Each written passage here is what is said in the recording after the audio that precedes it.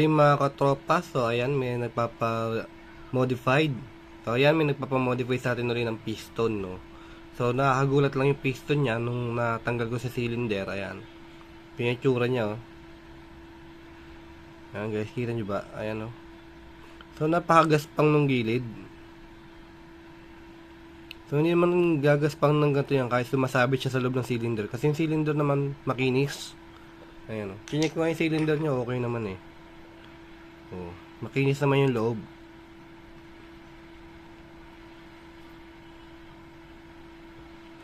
So, nakakapagtaka lang kung paano siya nagasgasan ng ganyan. Ayan.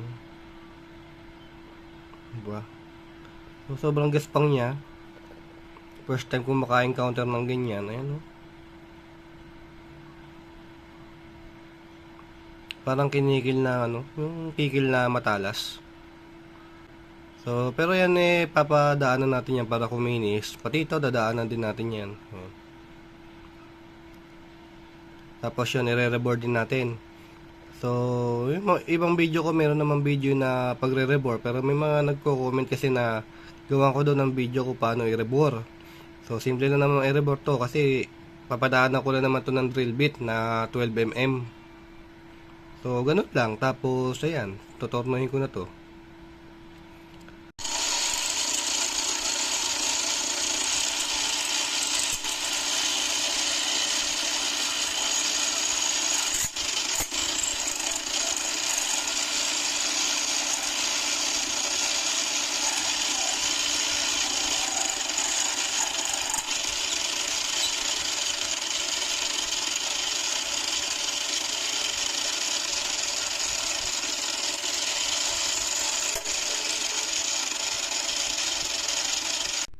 Okay, so ayan, dito naman tayo. So, medyo magaspang talaga, no? Pantayin natin.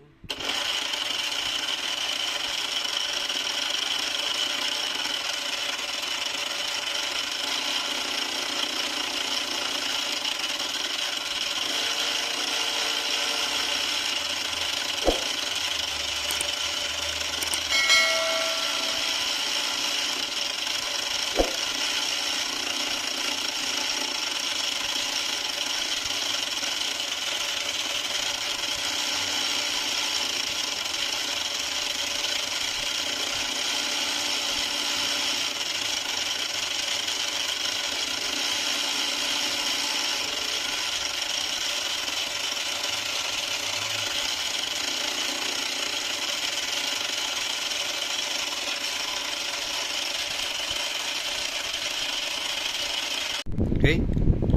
Okay, so ito na yung ating modify. So, ayan, malinis na to. Tapos nagawa na natin siya nung kabitan nung urethane cap. Okay. So, ito naman yung gawin natin. Bawasan natin ng konti. Tapos ayan, may napansin ako doon sa kanyang tail. Ito yung buntot. Ayan, may konting pingas. So, pasadahan natin ng konti yan. Ito medyo malaki, oh. Ayan.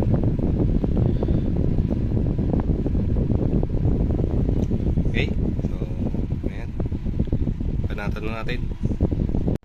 Okay, so ito guys, ito na yung finished product. So, ayan. So, makinis na yung gilid niya, oh. Ayan. Pati dito, inayos rin natin. So, wala nang gaspang. Ito, mayroon pa natira doon sa ano niya, oh, yung bingaw. Pero konting-konti na lang. Hindi na ganun kalalim. Kasi di ko pwedeng bawasan maigi yan. Baka ito dito, baka mag-slam fire na yan pagka sobrang liit na nito. Dito kasi sumasabit yung sear. Kaya hindi pwedeng mabawasan maigi yan. So, ayan, konti lang yung binawas ko. Para lang kuminis. Okay. Ito yung cap. So ito galing pang Cebu yung piston na ito. So pinadala sa atin, no. Kasi tinanong ko siya kung anong gusto niya, kung bagong piston or ipapamodify yung piston. So kung kukumputin kung papadala nyo kasi to, syempre babayaran nyo yung shipping fee. Pag pabalik sa inyo, babayaran nyo pa rin. Yung ganun kasi yun eh. Malayo kasi ito, taga Cebu pa. So yun, sinagot niya yung shipping fee papunta, syempre pabalik, sagot din niya yun. Tapos yun, pinamodify niya sa akin kasi wala daw machine shop na malapit doon. Saka kung sa mga machine shop nyo talaga siya ipapagawa, medyo mataas ang presyo yun. So, sa akin kasi maliit lang yung machine na ginagamit ko, so ganito lang siya. Kaya hindi ako mataas maningil pagka nagmo-modify ako ng ganito. Okay? So, pero kung ayaw nyo na maipadala, so kung gusto nyo lang naman ng cup type, so pwede naman yung cup type, bibili kayo ng ganito, tapos ipa-machine shop nyo na lang sa malapit sa inyo kung meron kayong kakilala. Yung iba kasing ginagawa, bibili ng cup sa akin, tapos ipapatonod sa kakilala nila doon sa malapit, para nga naman mabilis. So pwede naman yon, tapos ipapasa ko na lang sa inyo yung sukat kung anong gagawin dito sa may dulo, para pasok doon sa cup na ginawa ko. Okay? So paano kung wala naman kayong mapuntahan na machine shop sa inyo, tapos sobrang layo, ayaw nyo na may padala yung piston? So available pa rin naman yung piston kit natin, no? So ito siya, guys. So ikakabit nyo doon sa dulo ng piston nyo. So yung stock piston ng double valve BSRT na yan, meron siyang tornilyuhan talaga dyan. So pag stock, ito yung nakakabit. So pagka sa akin, ikakabit nyo yung pinaka-adapter. So ito, kakabit nyo yan. O, same screw lang din yung gagamitin nyo. Tapos isasalpak nyo yung pinaka-cup nya. Ayan. Ay, kabit natin.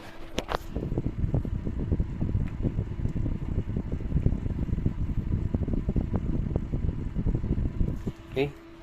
So, ayan guys, ganito magiging itsura niya pagka nakakabit yung cup. Ayan. So, hindi matatanggal yan guys kasi nakalock siya dun sa pinaka-adapter. Ayan. Yan basta-basta mahuhugot.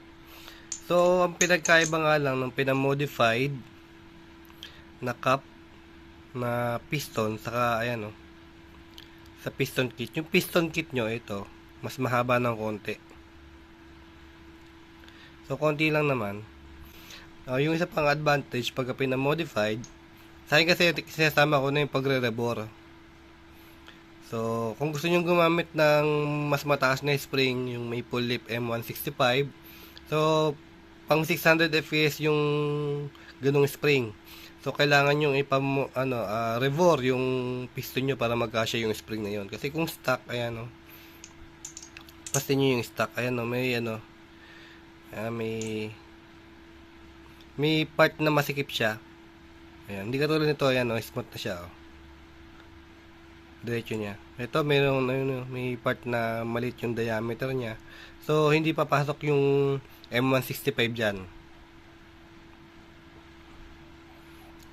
So, yun yung isa pa sa dahilan kaya niya pinamodified para nga ma-rebore na rin. Okay? So, yun. Pero kung seal lang naman, ayan, siyempre, lagyan nyo lang to ng silicone. Silicone ang ilagay nyo, huwag nyo lalagyan ng kahit anong klaseng lubricant ha, baka ma-deform yung ating urethane. So, pinaka-the best talaga, silicone yung gagamitin dyan, para mas tumagal yung buhay. Okay? So, yun lang sa mga inquiries, sa mga gustong mag-inquire, ayan. PM nyo lang ako sa messenger ko, ayan. So, yun lang guys. Salamat sa panonood.